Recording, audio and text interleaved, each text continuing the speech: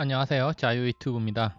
오늘은 이유 없는 미국 증시 폭락, 한국 증시는 안전한가, 한국도 너무 오른 것 아닌가 라는 제목으로 이야기를 한번 해볼까 합니다. 지난주 미국 증시가 폭락하면서 많은 한국 투자자들이 두려움에 떨었습니다. 그렇지만 한국 증시는 생각보다 낙폭이 적었고 오히려 상승하는 종목들도 많이 속출했습니다. 그렇다면 우리가 이 시점에서 한국 증시의 반등이 단순한 반등이고 지금 탈출을 해야 하는 것인가, 아니면 우리가 시장이 계속 남아 있어야 되는가, 여기에 대해서 한번 생각해 보는 시간을 가져보면 좋을 것 같습니다. 9월 첫 주 미국 증시에 나타난 폭락이었습니다. 많은 사람들을 충격에 빠뜨렸고 특히 미국 기술주 애플과 테슬라, 엔비디아를 비롯한 미국 기술주들이 폭락을 경험했습니다. 나스닥 테크 업종을 중심으로 발생한 폭락이었는데요. 이런 폭락이 나오면서 대세 하락이 시작되었다라는 이야기와 단순한 조정이다, 이런 이야기가 나오면서 논란의 불씨가 되었습니다. 그리고 한국 사람들 간밤에 미국 증시 폭락으로 한국 증시에서는 긴장감이 감돌았었는데 한국 증시 생각보다 많이 빠지지 않았습니다. 즉 폭락하지 않았다는 점입니다. 그렇다면 왜 이런 현상이 나타났을까? 뭔가 수상하다는 겁니다. 그래서 밑에 뉴스 타이틀 6개월 만에 최대폭 하락, 지난 3월 팬데믹 절정 이후로 최대폭 하락이었다, 이런 이야기고요. 애플 폭락을 하면서 나스닥 5% 급락을 했고 둘째 날도 장중 5%까지 빠졌다가 마이너스 1.3%로 낙폭을 줄이면서 마감을 했습니다. 그러면서 일부 기술주들은 플러스로 마감되기도 했는데요. 어쨌든 이렇게 등락이 심했다는 거 우리가 확인을 할 수가 있습니다. 그리고 한국 시간으로 9월 4일 새벽 애플 시총 하루 만에 214조 원이나 증발을 했습니다. 엄청난 금액이라고 할 수가 있죠. 그런데 한국 시장 어땠습니까? 나스닥 5% 빠진 폭락 다음날 코스피는 마이너스 1.15% 하락 마감했고요. 코스닥은 마이너스 0.53% 하락 마감했습니다. 그리고 둘째 날 나스닥 장중 마이너스 5%까지 빠졌다가 종가 마이너스 1.3%로 하락 마감한 다음날 코스피는 오히려 0.67% 상승했고 코스닥은 무려 1.48%나 상승을 했습니다. 한국과 미국 증시 그동안 대체로 커플링 해오다가 최근에 갑자기 이렇게 며칠 동안 커플링이 많이 약화된 모습 보여주고 있습니다. 그렇다면 우리가 이런 것들을 어떻게 받아들여야 될지 여기에 대해서 한번 생각해 볼 필요가 있다는 겁니다. 그렇다면은 한국이 왜 낙폭이 작았나, 여기에 대해서 한번 생각을 해 봐야 됩니다. 아직 하락의 시작이 아니라서 그런 것인가, 기관들이 개미 꼬시기를 하고 있는 것 아닌가, 폭락을 준비해야 될까, 지금 팔고 튀는 게 최선인가, 이런 생각을 해볼 수도 있고 실제로 이런 이야기 하는 사람들도 많이 있다는 겁니다. 건전한 조정이다, 아니다, 민스키 모멘트가 왔다, 이제 본격적인 하락이 시작될 것이다, 이런 논란이 계속되고 있다는 거죠. 아주 혼란스러운 상황이라고 할 수가 있습니다. 그런데 수상한 점이 몇 가지 발견된다는 점, 우리는 이 점을 주목해야 됩니다. 첫 번째로 환율은 전혀 동요가 없다는 겁니다. 그리고 주식과 함께 금값이 함께 빠졌다는 것. 이것이 단순히 경제 펀더멘탈의 훼손이고 경제 위기설이 대두되는 게 아니라 단순한 폭락이다, 이런 것을 의미한다는 거죠. 그리고 이머징 마켓은 대체로 미국보다 덜 빠졌다는 겁니다. 한국만 덜 빠진 게 아니라 이머징 마켓 전체적으로 덜 빠졌다는 점 우리가 주목할 필요가 있습니다. 수상한 상황이 발견된다. 그래서 차트 몇 개 가져와 봤습니다. 환율은 전혀 동요가 없다는 점입니다. 지난 3월 여기 동그라미 박스 쳐놨는데요. 지난 3월 폭락이 일어났을 때 폭락 절정 이후에 달러에 대한 수요가 급증하면서 달러가 폭등했습니다. 이렇게 폭등했다가 지속적으로 지금 하락 추세로 접어들었는데요. 물론 8월 말 이후에 이렇게 지금 달러 환율이 살짝 반등하고 있지만 지난 3월과 같은 급등은 나타나지 않고 원달러 환율 자체도 상당히 안정적으로 움직이고 있는 모습 확인할 수 있습니다. 이렇게 위기가 있을 때는 환율이 먼저 반응을 한다는 점에 입각해 볼 때 지금은 전혀 위기 상황이 아니다, 이렇게 볼 수가 있겠습니다. 그리고 또 여기 차트 몇 개 가져와 봤는데요. 잘 안 보일 수도 있는데 초록색은 인도 ETF고 여기 파란색은 이머징 마켓 ETF, 그리고 빨간색이 한국 ETF, 검은색이 나스닥 지수입니다. 지난 3월이 여기 왼쪽에 동그란 박스고요. 여기 왼쪽 동그란 박스고요. 최근이 여기 오른쪽 동그란 박스입니다.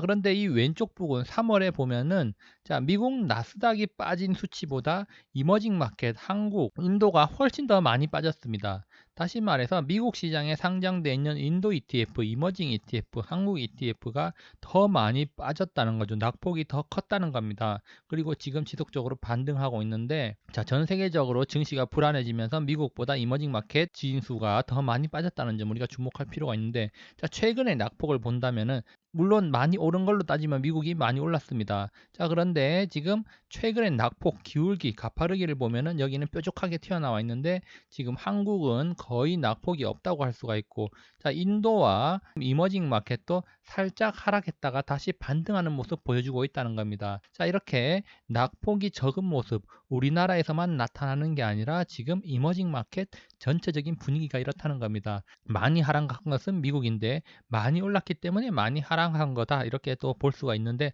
어쨌든 중요한 점은 이머징 마켓은 거의 빠지지 않았다는 점 우리가 주목할 필요가 있습니다. 자, 그리고 여기 오른쪽에는 노란색 금값과 검은색 나스닥인데요. 자, 나스닥이 크게 빠지면서 금값도 살짝 빠지긴 했지만 지금 나스닥이 빠지면서 금값도 같이 빠졌는데, 자, 이런 것이 경제 위기설을 불러일으키면서 안전자산 선으로 연결되는 것은 아니다, 이렇게 또 해석을 해볼 수도 있는 겁니다. 3월과는 다르다. 3월 미국보다 이머징이 더 많이 빠졌습니다. 자, 그러면서 나스닥이 빠르게 반등을 했는데요. 자, 3월 이후 최대 낙폭을 기록한 나스닥.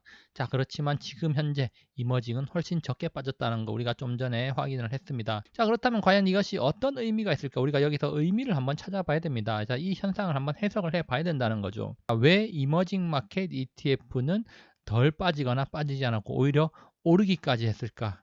자, 글로벌 자금, 경제 회복에 베팅하고 있다. 인도 펀드 수익률이 지금 상승 곡선을 그리고 있답니다. 자, 그러면서 뉴욕의 GWNK 인베스트먼트 매니지먼트의 누노 페르난데스 포트폴리오 매니저가 이야기했습니다. 향후 12에서 24개월 동안 투자 수익률 톱 리스트에 인도와 중국을 함께 올렸다. 포트폴리오 구성 종목 중에서 인도, 중국을 최선호주로 뽑고 있답니다.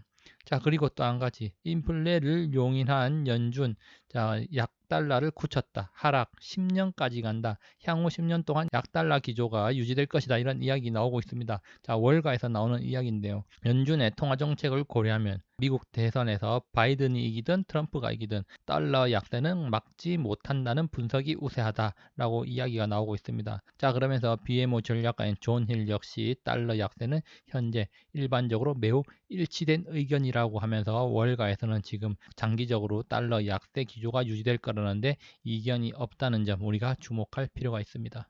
자, 그리고 또 과거와 다르다. 자, 지난 3월 한번 생각해 보십시오. 우리나라 증시 급락을 하면서 많은 사람들을 공포의 도가니로 밀어넣었습니다. 그렇지만 우리나라 지수가 폭락 수준으로 흘러내린 이유가 과연 무엇일까? 물론 여러 가지 이유가 있겠지만, 자, 그 중에 한 가지로 지목되는 것이 바로 살인적인 공매도가 있었기 때문입니다. 자, 3월 폭락 당시 공매도 금지 조치가 내려지기 전, 자, 공매도는 하루에 1조 원 이상 출회됐습니다. 자, 하루에 1조라는 수치는 기존에 우리가 경험해보지 못했던 수치입니다. 자, 공매도가 그렇게 많이 나왔었고 그 공매도가 지수를 끌어내렸다는 거죠.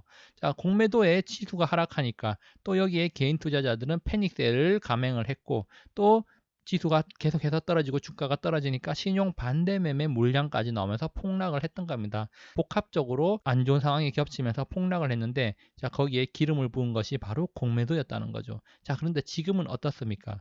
자, 공매도 금지 추가 연장을 했습니다. 바로 6개월 연장을 했는데요.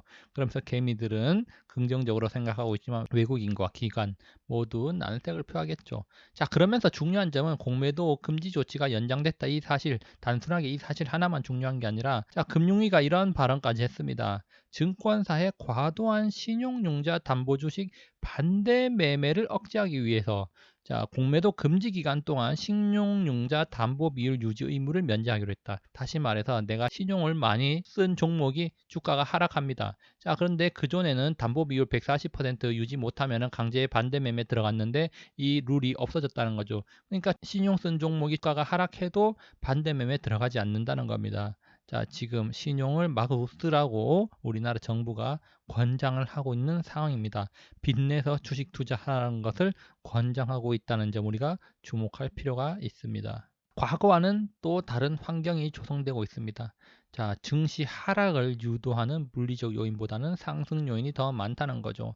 하락을 유도하는 물리적 요인의 대표적인 것이 바로 공매도였는데 지금 공매도가 금지된 상황입니다. 그리고 금리는 사상 최저치고 개인 신용대출, 마이너스 통장을 통한 대출도 급증을 하고 있습니다. 사상 최대폭으로 증가했고 이 돈들이 다 어디로 갑니까? 지금 부동산과 주식시장으로 들어가고 있는데 부동산 패닉 바잉 이후에 신규 매수, 투자 물량으로 가기보다는 지금 대체적으로 돈들이 주식시장으로 흘러들어오고 있다는 점 우리가 눈여겨볼 필요가 있습니다. 카카오 게임즈 상장하는 거 청약했던 돈 빠져나갔죠. 그렇지만 유동성 여전히 풍부해서 50조 원 가까이 되고 있습니다. 자, 그리고 최근에 정부에서 뭘 발표했습니까? 바로 뉴딜 펀드 조성하겠다고 이야기를 했습니다. 국가적으로 뉴딜 밀어주겠다 이야기를 했었고요. 자, 그러면서 5대 금융사 불러서 투자하라고 이야기를 했죠. 자, 그러니까 지금 신한금융에서 화답을 했답니다.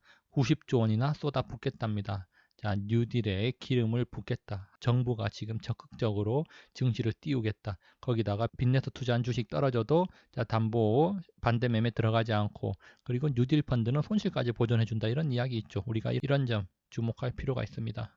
결론입니다. 자, 내일 당장 코스피가 하락할 수 있습니다. 시장에 참여를 하든 시장을 떠나든 그것은 개인의 자유입니다. 자, 그렇지만 역사적으로 시장에 남아있는 사람이 더 많은 부를 쌓을 수 있었다는 점 기억을 하시기 바랍니다. 자, 제가 과거 영상에서도 이야기를 했습니다. 원자재 시장이 수상하다.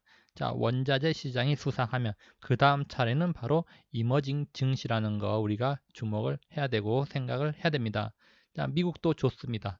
그렇지만 아마도 이머징에 더 많은 기회가 있을 수 있다는 점 생각을 하기 바랍니다. 자, 저는 과거 작년부터 누누이 이야기해 왔습니다. 자, 투자는 스스로 공부하고 경험하면서 배우는 것입니다. 자, 제 영상은 투자 공부를 하라고 이야기를 하는 거지 제 영상을 참고해서 공부를 하라는 것이죠. 자, 그런데 작년 4월부터 지금까지 제 말을 듣고 대다수의 사람들은 아마 수익을 내고 있고 계좌는 빨간불일 겁니다.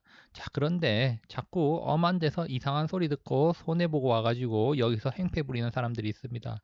자, 이익이 나든 손실이 나든 그것은 모두 자신의 책임이고 자기의 복입니다.